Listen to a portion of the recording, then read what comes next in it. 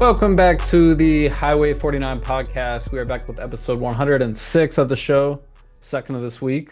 Got another really good guest today. Men's basketball head coach for the Charlotte 49ers, Aaron Fearne, on the pod. We'll get to him in just a few minutes. But as always, we're going to kick the show off. Best thing we've seen this week. Jeremy, man, what you got? I'm gonna do the best thing I wish I saw this week. Um, Okay. Had a rec basketball game, got back, was able to finish the or catch the last of the Knicks Celtics game. This is a Monday night that game occurred on, and I'm like, okay, nice. Now let's hop into the Thunder versus the Nuggets, and it's 8 minutes left in the fourth quarter. My eyelids feel like an anvil; they feel so heavy, and next thing I know, I wake up, I check my phone in the morning, and Jerry, shout out to Jerry, Hornets reporter, he texts us in our group chat, "What a game!" in all caps. And I go, "Oh no, did I miss an exceptional NBA game?" I look, Aaron Gordon game winner, his second game winner in like a week and a half. Yeah. So the best thing I wish I saw this week was the Nuggets having a game winner going into OKC and stealing game one. Hunter, how about you? Yeah, man. For me, I'd say probably being or getting introduced him on the Poji pod is like getting smarter and sleeping through the night. So life is good. Nice. Well, Hunter, uh, let me steal this back from you real quick. I have a gripe to say. I go on YouTube and I'm of course watching the YouTube versions of the podcast, and I'm seeing that we're getting a lot of views on the episodes, but the subscriber count isn't going up. I So if know. you're listening to this and Get you're that button. watching it on YouTube, it takes one click. Click subscribe so that you can see everything that we have. And yeah, that's all I got to say. Oh, I'm with you. Drop the comments too. Tell us what you want to see. Tell us what you like, because yeah, we do this for y'all. But yeah, my our cat is sleeping through the night, which is a super dove. So, Anna, what's the best thing you've seen this week? Well, I don't know if you guys are really big American Idol fans. I am. It's a guilty pleasure. But I love American Idol and watch it every Sunday, every Monday if I can. And the singers are pretty good this year. Um, so that's really the best thing that I have seen so far since the last time we've talked, but they're really, really good. I wish I was good enough to get on a stage and, sing my little heart out, but I would be terrified. I can public speak and do whatever you ask me to, but like singing in front of a lot of people makes me kind of nervous. Is Simon Cowell still a judge? And if not, who are the judges now? No, Simon Cowell's long gone. So it's Lionel Richie and Carrie Underwood and Luke Bryan. Got you. Hashtag not my American Idol. Yeah, it's finished.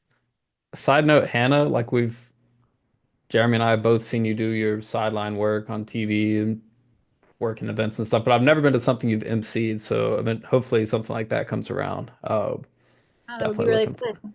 Yeah, You no guys doubt. should come to Cary, watch a pro women's soccer game.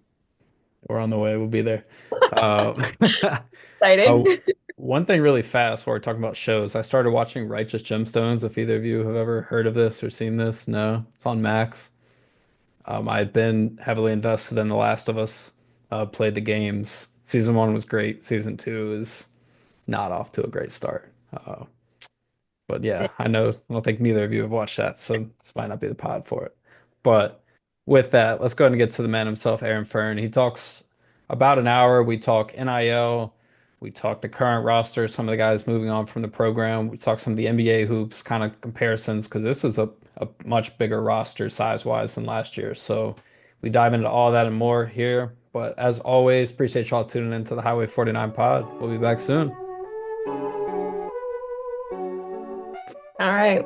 Well, welcome back to the Highway 49 podcast. We have the man, the myth, the legend. We have head coach Aaron Fearne from men's basketball. Coach, I feel like it was just a couple months ago where we were doing our last interview with basketball season. Now you're right back to the hunt in recruiting. You've been a busy man the past couple of months, but just take us through the off season. What have you been looking for in some of your new recruits and transfers that you've snagged?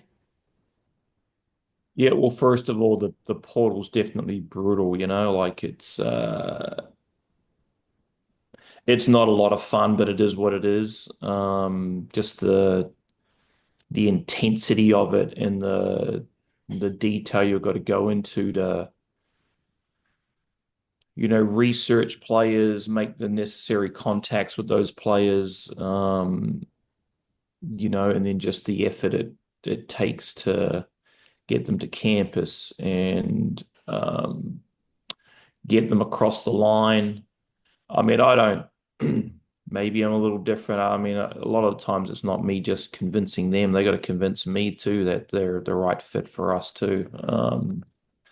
And I make that pretty clear on the visit too. Like this ain't a 95.5%, type negotiation here. This is 50-50 when it comes to those types of things. So, yeah, look, that's been challenging. The staff has been unreal. They've worked their behinds off to bring options to the table, and then obviously we sit and talk. Are they the right fit? Um, and character's number one for sure. I think this is hard enough as it is. If they're not the right type of person, then it's not the right fit for us. But yeah, look, we understood that we needed to add more talent. We needed to get bigger, more athletic, um, longer, um, edge shooting, and I feel like we've done a really good job of that. Coach, I want to talk about what Mike Hill kind of mentioned yesterday on 7:30 the game about having an NIL total in the upper third of the AAC. How has that increase impacted recruiting through the portal this offseason for you?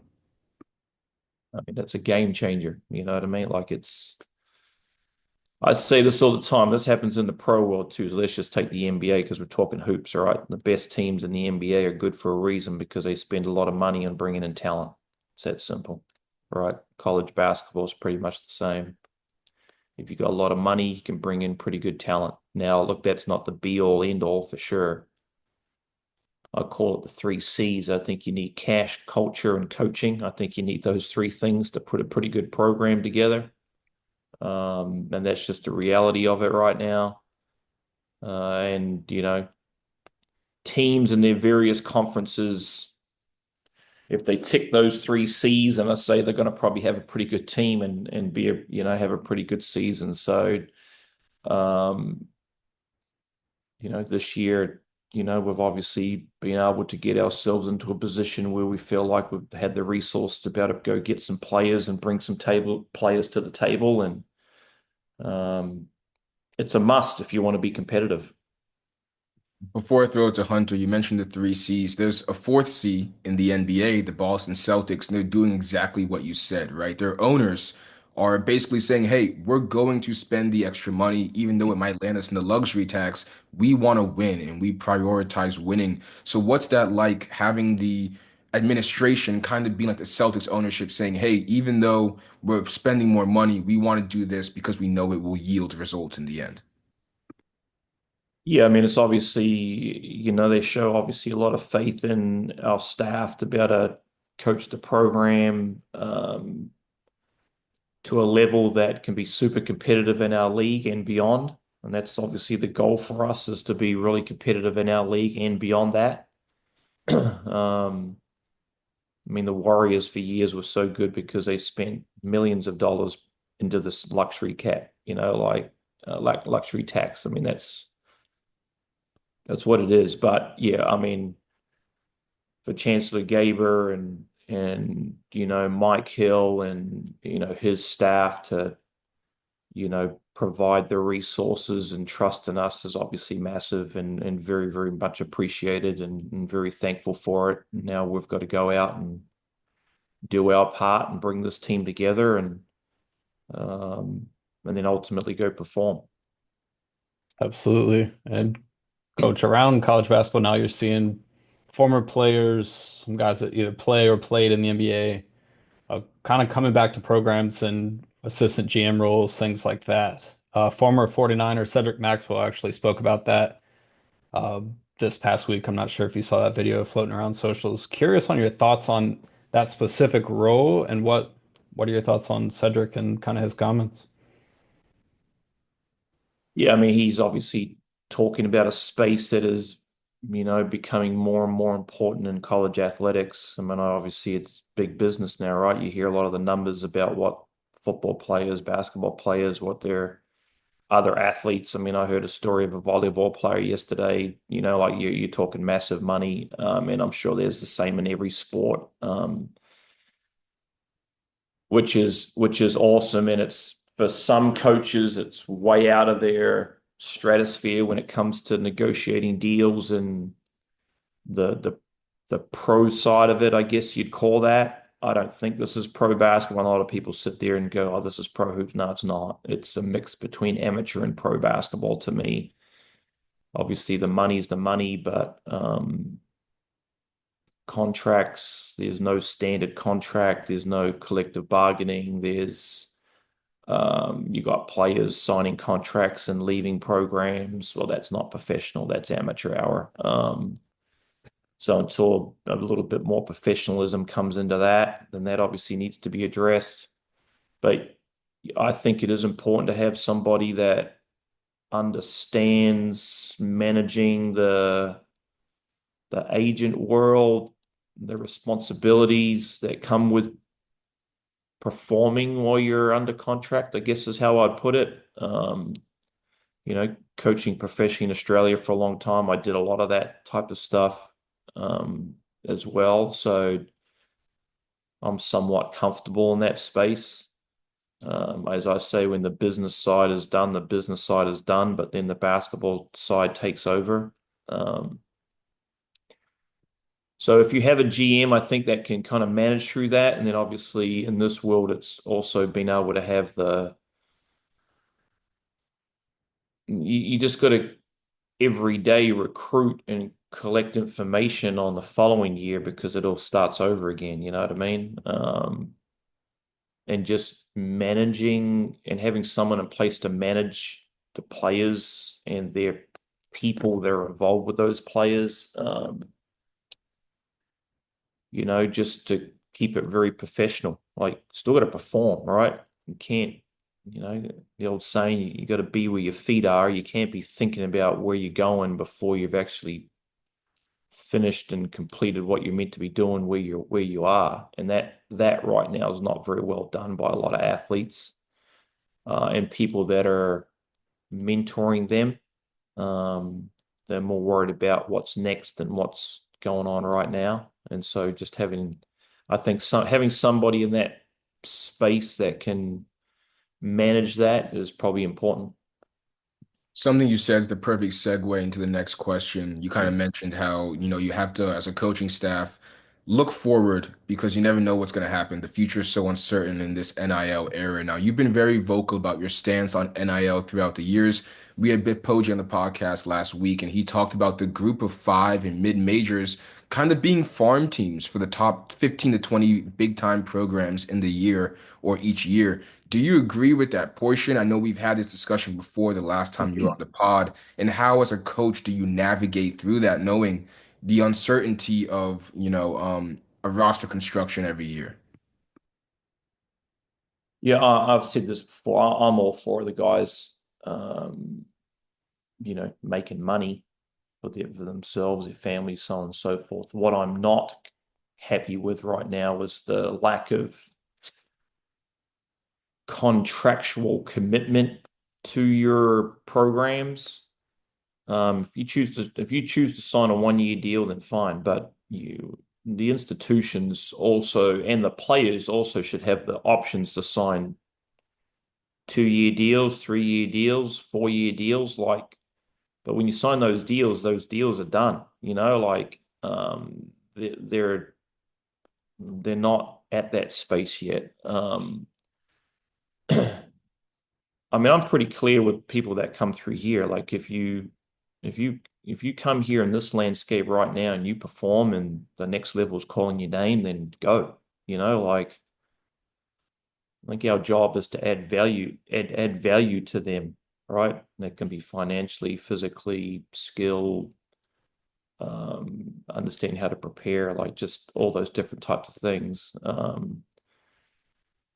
You know, and so that's kind of the approach that I take because I mean right now you can only have them for a year. Like that's just the way it is, right? So would I love the guys that have left here to go play Power Four, Power Five basketball? Would I love them to stay and be a big part of this program? Yeah, I mean, of course we all would, right? You got Bryce, Ali, DJ, Igor, Nick Graves. You got all those guys that have moved on and have done really well. Um, Jameer. I mean, look what Jameer's done. I mean, it's just awesome to see. But we love them to be here and all be on the same team. You'd have a pretty good team, but that's just not reality of it. And obviously, the relationships we have with them is really high level. A lot of those guys come back here in the summer, work out. They got, just have really good, strong relationships there, and I try and make that process as comfortable as I can for those guys because I know it's really difficult. It's emotional. It's you invest in them a lot. They invest in you a lot. You build this relationship. I want to see them have super success. I know they want to see us be successful too. But for example, it was awesome seeing Igor out there playing for Tennessee this year and being on an unbelievable team and him having that experience and the growth he made was awesome. I mean, he'll play some. I know he's been getting some NBA workouts right now, and he'll most likely probably play summer league. And can he stick and be playing in November when it starts going for real? Well, we hope so, right? And if being a part of his journey here helped him get to that point, then I mean that's just an awesome story. Absolutely. And I just want to, just a side comment. It's from the outside, it seems like you've done a great job kind of balancing the personal but also transactional relationship that is what college basketball is today. But as you said earlier, let's get done with business talk and talk hoops. Hannah's got a question about your current roster. Yeah, Coach, just back to your current roster. Does this new personnel change the way you plan on playing, or do you feel as if they embody the style slash mentality that aligns with the identity that you want for this team? Yeah, it's a good question. Like you do sit there and wrestle with, well, do we continue to keep doing what we're doing? Um, Probably still working through that a little bit, but I think the depth that we've put together with this group, we should be able to, you know, get up the floor. We should be able to play faster. We should be able to play with more physicality, which I like. Does that mean we foul more? Yeah, maybe because we've got more people to use. Like I know we're hard to guard. I think you got to have the right people to play the way we play because you got to be able to move the ball a lot. It's twofold for me a little bit. I think the system really helps guys understand how to play because they have to make the reads themselves. And so I think when you go to other programs, you just know how to play hoops. It teaches you how to really pass the ball at a high level. You're obviously put in a lot of different situations to make plays, catch and shoot, cut to score, cut to post, cut to space, catch and shoot, catch and drive. And you got to read off each other. So I really think it helps in development for sure a lot. And we play team ball, we move the ball a lot. We're a high assist, low turnover team. We have been for the entirety that we've been here. Um, Defensively, we can get after it and be a little bit more aggressive and do some different things. So um, it'll work its way out a little bit during the summer with some stuff that we'll do, and we'll kind of go from there. But yeah, am I totally sold on what we're doing yet? No, but that's okay too. It always takes time too, but you also talked about the loss of Nick, but you do return Ben Bradford and Kylan Blackman, just two staples from last season. Just how huge is it to have those guys back for another year when you're, developing, helping to shape the new talent that you've got coming in? Well, I mean, they've got a massive advantage, right? They know what we're about. They know what I'm about. I mean, Ben made massive improvements throughout the year. Uh, I like his confidence. I like his competitive spirit. Um, he's hard to keep off the front of the rim. He's got a lot stronger as he's been here. Um, he'll only become a better shooter as we keep working it out, and he's been working really hard at that this spring. So, I expect big things from him. I mean, as I know he doesn't himself. And KB, I thought KB really came on as the year went on. He's hard to keep off the floor. He really works hard. He's physical, competitive. He's all about the team. He was unbelievably coachable, um, which, I really appreciated. I think he learned a lot being here from where he's come from. Um, and again, he's going to be a massive part of what we're about moving forward. Hunter and I were going to the Hornets games this season, and we noticed as this season went on, the playbook kind of dwindled because of the injuries. What I mean by that is they'd use Grant Williams to be an off-ball screener so that LaMelo could throw the ball over the top to Brandon Miller, who's flaring out to a three on the wing. Or they would have Miles Bridges do something, but then he would go down. And it seemed like the playbook slowly started to dwindle as the injuries went on. As a coach yourself with this new roster, this new construction, do you feel like it's been broadened and not, dwindled based off the new additions you've added to this team? I guess time will tell a little bit on that. I mean, every coach has their little favorite plays and things that they like to do or style that they like to play. I'm no different. I'm typically a coach that likes to move the player and move the ball a lot like that. I don't think that'll change regardless of what type of thing we run. Um, I would say that happened with us a little bit as the season went on too. I think you kind of every coach has all these magic plays that they think's unguardable, and you know, it's funny how a play can work for a team one year really well, and then the next year it doesn't work as well, and so you just kind of cycle through it and find what really works for your team and who's really good in certain spots of the floor, and um, we'll do the same, and then like anybody, I think you just kind of get to that point of the season, where you just kind of have your little core things that you're going to do and you go do them the best you can. And it's not so much how many plays you run, it's just educating your players on, well, if they do this in this play, we got to do that. And if they do this, then we got to do that. But if they do that, then you got to do that, and so it's just educating the layers of the plays. And then obviously educate them on how they're being defended in those actions. Well, Coach, I gotta ask you for the listeners because I'm sure they would like to know this, but I'm sure Nick deciding to step away from the school that means so much to his family wasn't an easy decision, especially now that his sister decided to commit to play for Charlotte, just like his mom. But will you just talk about how that went down or how he told you his decision, basically? Yeah, it wasn't an easy one for Nick. I mean, he's obviously really enjoyed it here, and he knows, and so does his family know that he's really growing a lot here. I remember back to when he was a freshman. He's coming into Charlotte here, and he'll say this himself. He's like, "I'm coming in Charlotte. I'm gonna get it done right from the start," and it didn't happen. I mean, he didn't play a lot his freshman year, and it was a humbling experience for him, which he's mentioned multiple times, and that's the that's the beauty of Nick. He's very, very honest with himself about where he thought he was and what he was going to be and what he ended up actually being that first year. But he worked really hard on his body. He is extremely coachable. I've really enjoyed helping him develop and coach him. Um, he had a massive role for us this year and did a really, really good job. Something that he really wasn't asked to do in high school and kind of early parts of his career, but he showed different parts of his game that he can do different things.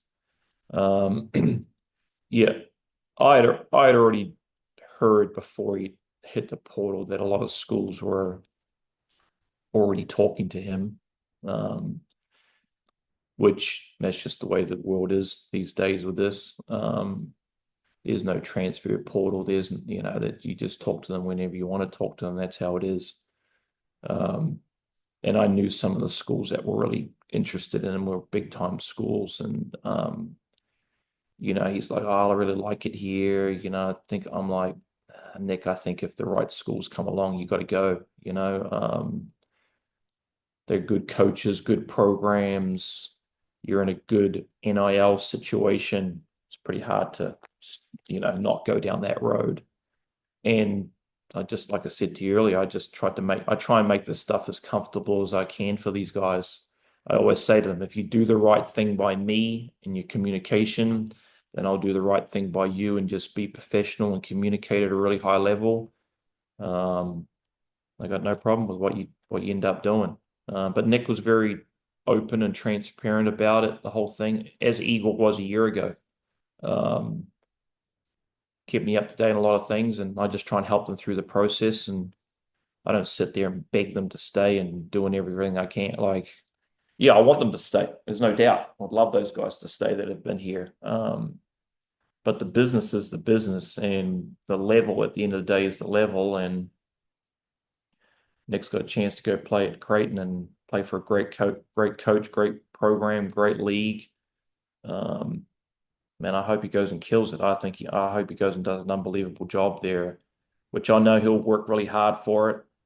Um, but as I've said, right, the business side of it's done now. Now the basketball side is important for him. So getting in the gym and working on his game and getting in the weight room and working on his body and conditioning and all that type of stuff is he's going up a level. Like it's just different. And will there be some adjusting period for him? Yeah, possibly, probably. But he's very mature and he knows what he's getting himself into. And I hope him and his family all the best. And obviously we'll see mom and dad around here with his sister here, so that'd be awesome. Taking the business side out of it, like you said, what's it like as a coach to see the maturation of these players? Like you mentioned, how Nick comes in. We remember when Nick was a freshman too, and he's fighting for those Yeah. garbage time minutes to come in and try to prove what he can do in those, end of the game minutes, or like you said, Igor or Bryce or Torrey Craig, going back to someone that you've known for a while too. What's it Right. like, and what seeds do you see at a young age that tells you if they can water them correctly, they can grow into the player that you expect them to become? Yeah, it's an interesting question because I've dealt with so many different types of personalities, right? Nate Jawai, Aaron Baines, Torrey Craig, Jameer, like you just go on down the path here with a lot of these different guys. What really excites me, yeah, I want to win and I get all that type of thing, but there's two things that I get really excited about. And one, can I take 15 players and the staff, and can we all just kind of come from all these different directions and can we all just row in the same direction? That's a massive thrill for me. And I mean, this team this past year, I mean, I know we didn't have great success on the floor, but man, they played for one another and worked really hard and enjoyed playing for each other. I mean, you know, I've been part of some teams that have been really good that we just don't row in the same direction. And, there's internal frustration with this player versus like this year's group was awesome. So to get that to a high level is really, really important. And I get really excited about that. The second thing is just seeing individual guys just succeed at a high level and really improve or simply just max out their potential. Yeah, I've coached guys that have played in the NBA. I've coached guys that have played much lower levels than that, but they max out their potential and they work their butts off to get to that point, um, wherever that may be, NBA or not. But you end up being what you can be. So for the guys that have come through here, to see them grow and achieve what they're achieving is, that's obviously really fulfilling probably at the end of the day is how I look at it. Because I don't think you achieve anything in this world if you don't work your butt off. But you're going to fail a lot of times too to get to where you want to go. And it's those that just continue to persist and battle through it and get to that point where they're achieving what they love to do, which is awesome to see. And I mean, that's no different just for players. There's a lot of coaches that have coached with me too that go on and have great success, and that's awesome to see for me too. You said you were excited about those two things, seeing a guy or a team kind of come together and then also maxing out potential. I want to ask about your excitement of a third thing. Someone you're really excited about that people might be sleeping on in this portal, whether that's Blackwell, Harrison, Connors, etc. Now, I know your coach answer is going to be everyone, but can you just kind of give us a rundown on what makes these guys special and why they are part of the Niner Nation now? So where do you want me to start? Which player? Let's start with Blackwell. Well, I think he's going to be very, very dynamic. He's strong, he's quick, he's athletic. But what I like about him, I think he's got a fiery, competitive edge about him, which I really like. He shoots the ball really well. He can create. He plays with some flair. Um, yeah, I'm really excited. I'm really excited to get him here and working with our team. Um, Obviously, he's going to go from JUCO up to this level, so it's going to be different, right? It's going to be some adjustment. I always say they don't know what they don't know. They think they do, but they don't until you step out there and you're playing against some dudes every night. So that'll be the case for a lot of them. So um, I love his personality. So really excited to get him here and be part of this program for sure. That's Blackwell. Let's go to Harrison. Yeah, he has, obviously really good size and athleticism. He shoots the ball at a super high level. He can really defend. Um, he's just got some creativity about him that he can go create some plays instead of me having to draw up the magic play every time. He can just kind of go make some things happen, which you need. And Caleb's the same. They can just kind of create and go make some things happen. And they're wired to go put that ball in the basket, which is awesome to see too. So yeah, I mean, he's going to bring some creativity to our program, which ultimately you really need. Connors.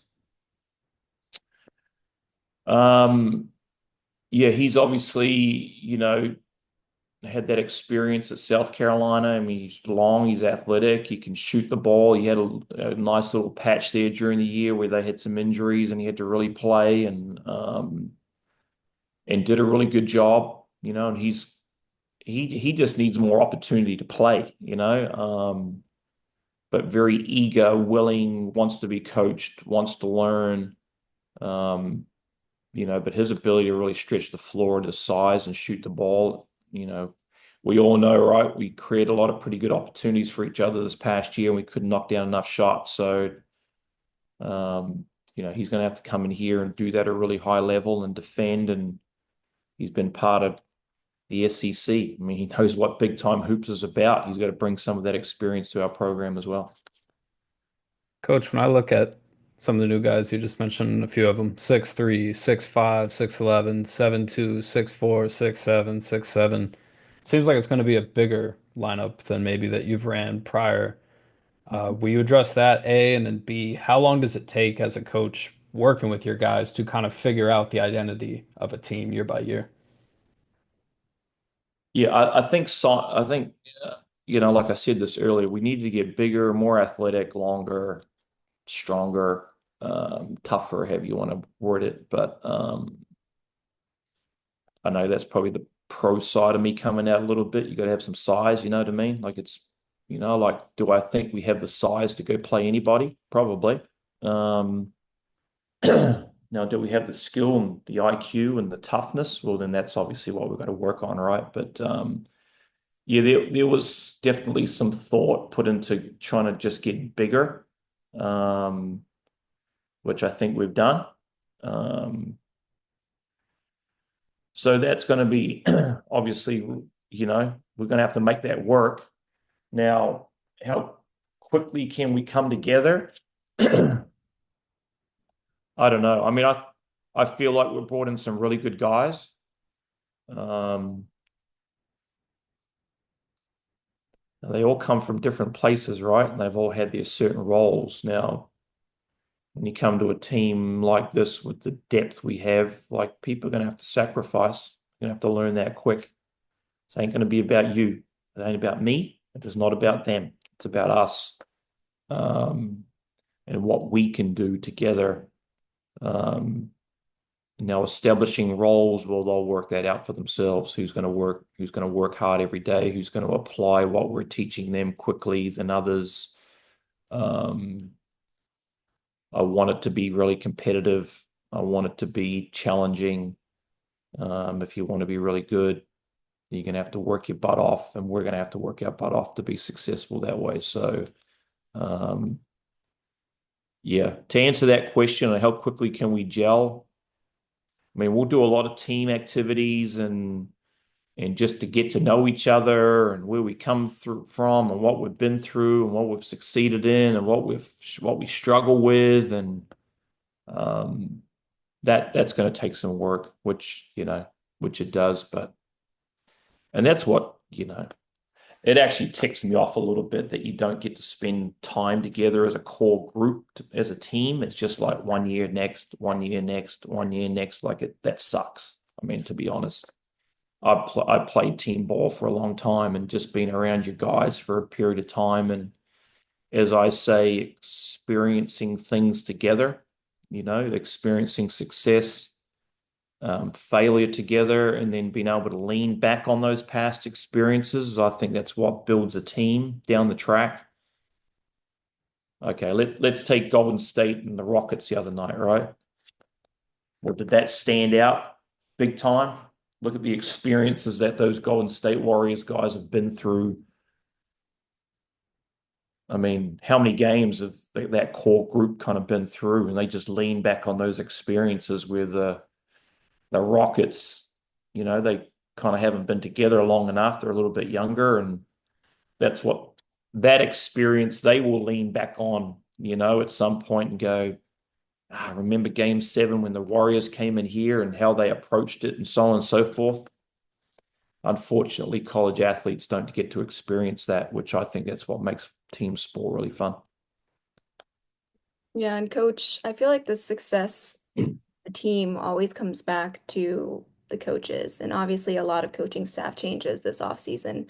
Coach Vic lands at Lipscomb as the assistant coach for the Bisons. And then you brought in Trevor Deloach, who was the former UTSA assistant coach and recruiting coordinator there. Have you already seen the impact from him that he's had in helping to help you build this roster? I mean, massive impact. I mean, huge.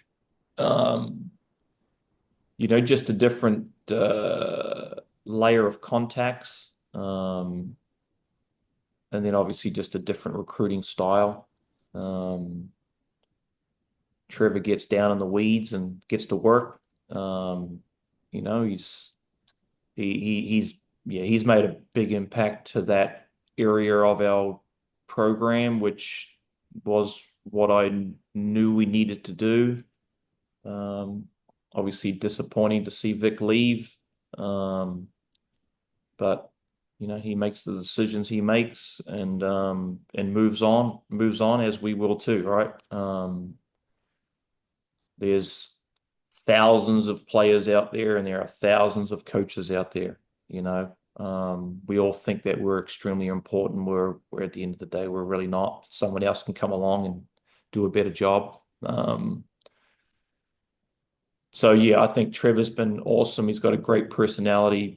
People get to know him as they be around him. He's got a funny personality and he relates really well to the players. And I think that's really important in this landscape as well. Now, Coach, so this is your third year kind of at the helm with this program going into, but kind of the first year that the roster doesn't have any holdovers from the Sanchez era. Now, I know you were obviously a part of that, a huge part of that success then. But what have you been prioritizing for you specifically to make this team kind of have that Aaron Fearne feel that we've seen be successful 3 years in the NBO and then now? Um, yeah, just getting bigger, longer, stronger, tougher. Yeah, I understand you got to have skill, and I understand you got to have resources to be able to play in this landscape for sure. Um, Now there are some teams that don't have a heck of a lot of resources and do a really good job. I get that too, right? I understand there's a lot of teams out there that have massive resources that don't perform very well. But it comes back to my three C's. I think you got to have all three of them if you want to be all right. Yeah, I just, my personality probably, just really getting guys that are comfortable with how I go about what I do. I want us to be really aggressive, physical, competitive. I say this all the time. I don't ever want to question the competitive spirit of our guys, regardless of what the score is. I don't care if we're up 20, down 20.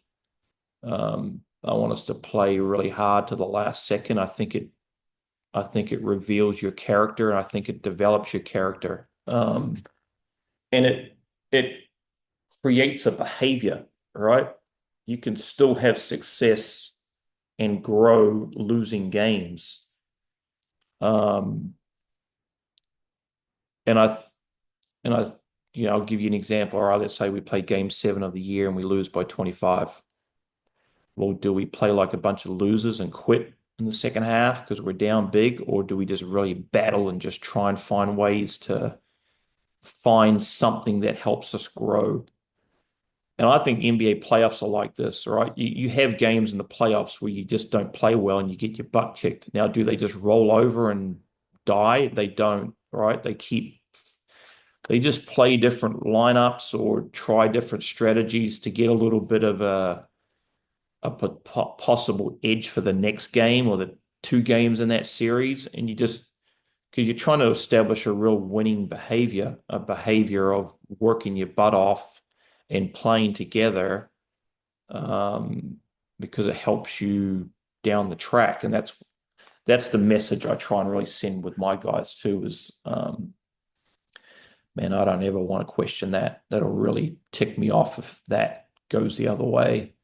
Um, and I think it's what helped us a little bit down the end of this season. I thought we just played really hard and we tried to play hard every game, regardless of who we played. And we played some pretty good ball down the end of the season. Lose a close one to ECU and um, lose a close one here to UTSA and then go beat Rice and then play really, really well in the FAU game and probably had a shot here or there to win that game. If we hadn't have kept that behavior, we would have just walked in there game 1 and got our butts kicked and walked out of there and gone home. And that's not how I want this program to be. I want us to work hard and be really competitive.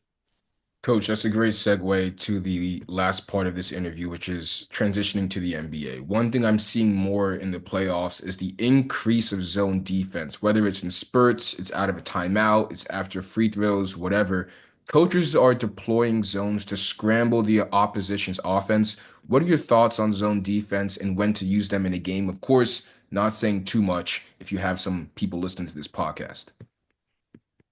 Oh, look, I think the reason they do it in the NBA, right, is the NBA is all about movement to a ball screen to force a switch and then go attack the switch, right? I mean, look last night what the teams are trying to do. So I guess the zone somewhat takes that away a little bit, you know what I mean? You keep your bigs down low and around the rim. Where instead of you pulling a big up into a ball screen and force a switch and then, Tatum's trying to go at the big and just go make a play or break him down and force rotation. Um, Probably forces you to pass a ball a little bit more, which some teams don't want to do. They just want to set one screen and then go attack that guy. So, I've liked that. The NBA might as well just get rid of the 3 second rule, in my opinion. Just go play hoops. If they want to go sit in the zone, then sit in the zone. If they want a heavy flood, then heavy flood. Just be a better passing team if that's what they're going to do. The EuroLeague teams do it in the elite level. Why can't the NBA guys do it? But obviously, we know that rule's just there to open up the lane and let guys get to the rim and all that type of thing. So I think when they're in the zone, and you see some different zones, like you hear the Rockets talk about theirs and the different shifts and so on and so forth that they make. I mean, college basketball's doing that for years, the 1-3-1, the 1-2-2, the 2-3, the matchup zone, like the different little half court presses, full court presses. It's it's pretty hard to get NBA teams to pick up full court and press and do all that type of thing. You see some teams do it from time to time, right? But people don't understand how hard it is to play 82 games in a season. You're playing 16 games a month basically in the NBA. Then you got playoffs. Like, I know people sit there and go, why don't these guys play hard every night? Do you know how hard it is to do that? Like that is really, really difficult to do. Um, but it's from a basketball person, it's cool to see the different, strategies that they try and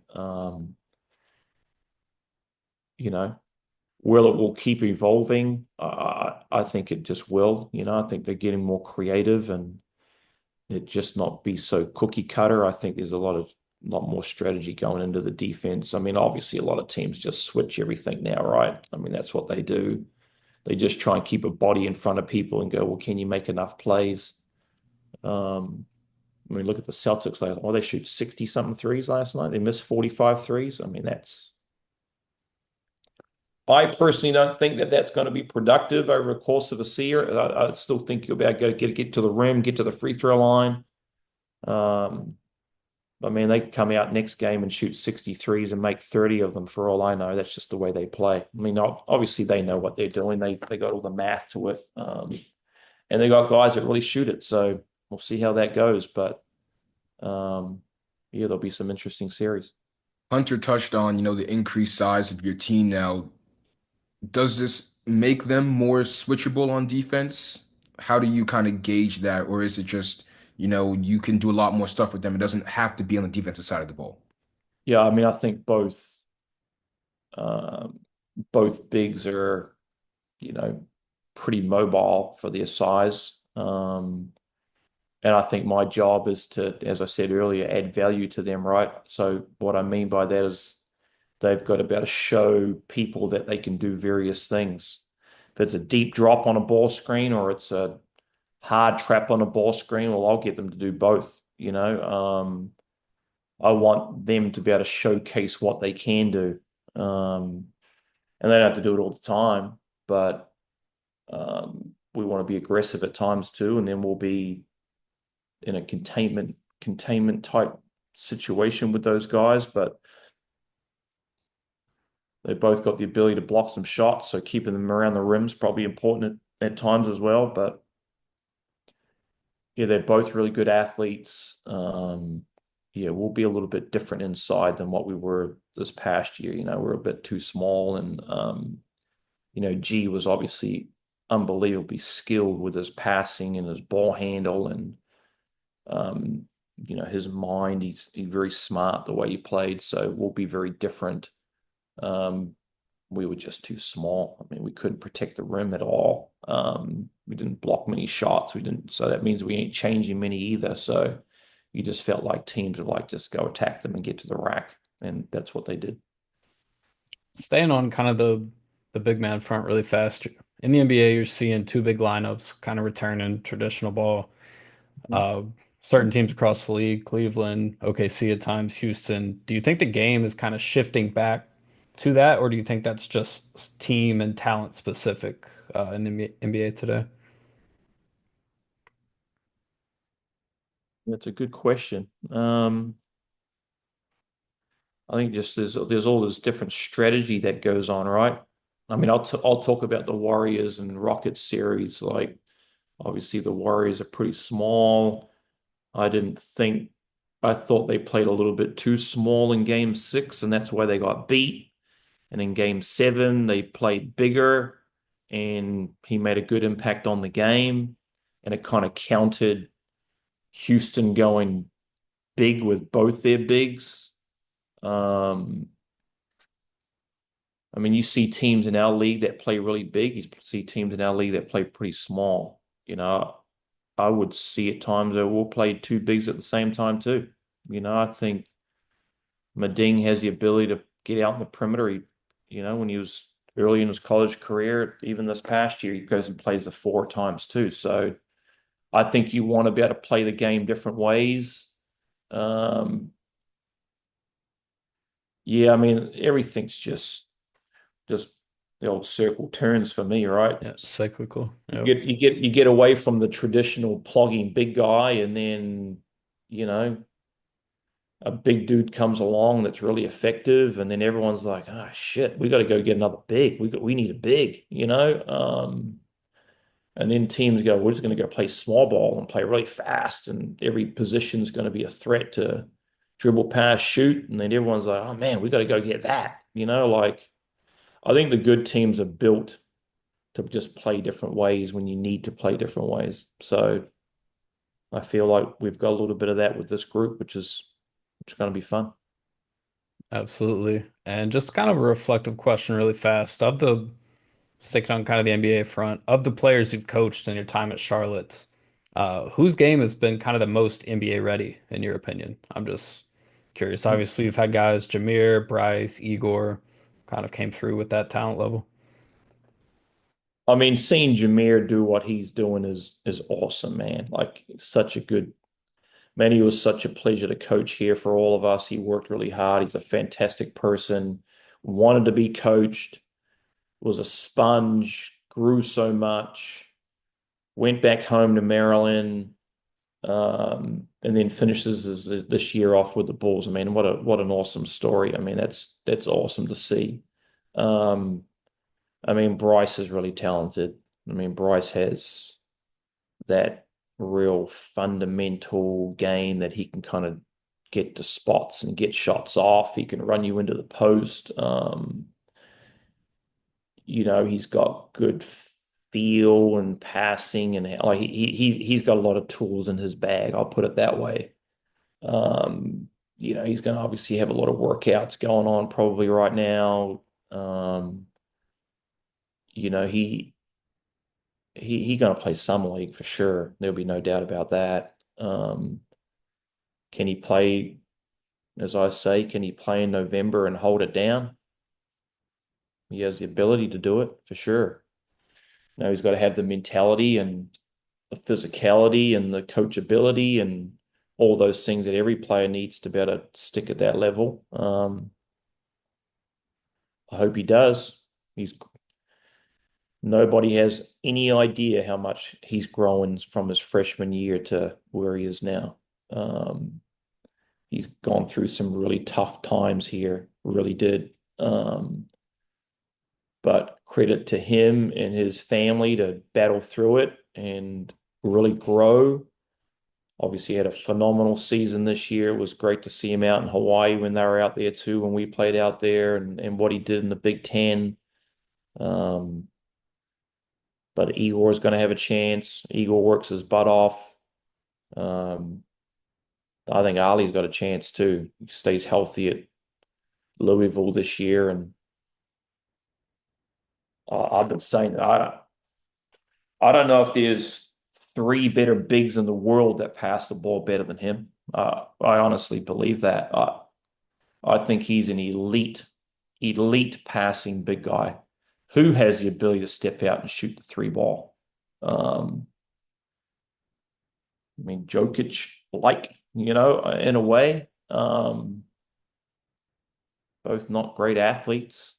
Ali would admit that himself. He's not the greatest athlete in the world, but really cares about his teammates, really cares about them. Um, he passes the ball elite. Obviously, this year in the ACC for him in particular is going to be really important, but he's going to have a shot too. So yeah, we've had some guys come through here, have been pretty good players, right? And I think that's obviously the frustrating part for our fan bases that we have been, and I don't think we get enough credit for this. I think the guys that we identified, developed, and what they've turned into. I don't think we get enough credit for that, for what we've done here in the 7 years we've been here with those guys, because they're all pretty good players and they go on. And I mean, DJ at Iowa State this year, I mean, DJ has a chance to play in the NBA too. Really does. He's super skilled. Um, so we'll see. Coach, to end this kind of hopefully lighthearted, you got a T this past season against Memphis at home. I'm curious, do you know how many you've been called for in your career, and are any of them specifically memorable, maybe in a funny way, or do you just hate all technicals? No, I actually I I wouldn't say I've had too many really under Well, in it my shocked career. me. That's what I'm saying. You're Yeah, laid back on here. You're yeah. I mean, obviously, when I step on the white across the white lines, I change a little bit and get pretty aggressive. yeah. Hannah's seen that up close, but Yeah, you're Yeah, a little fiery. Nothing yeah, wrong yeah, with yeah.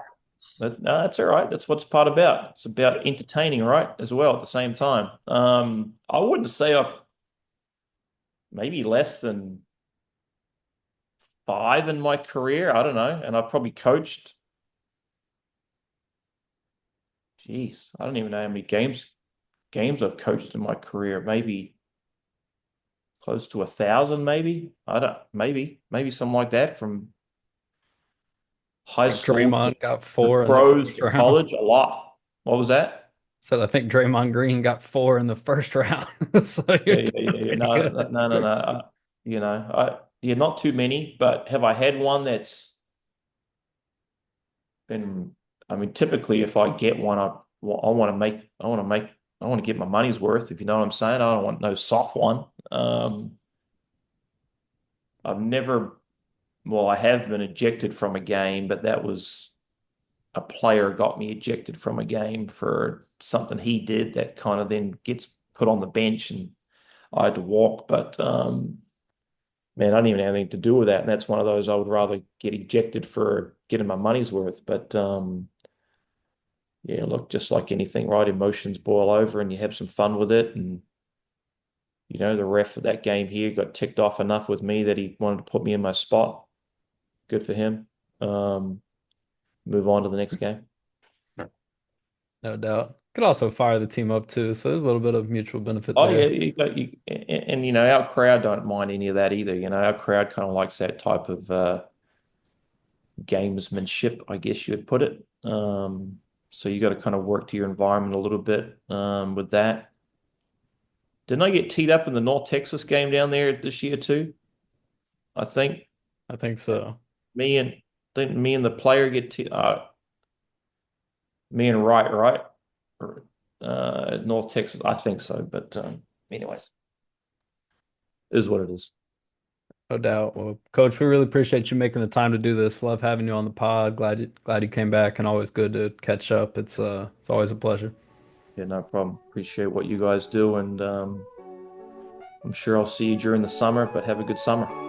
Yes, thank you. You as well. All right, guys.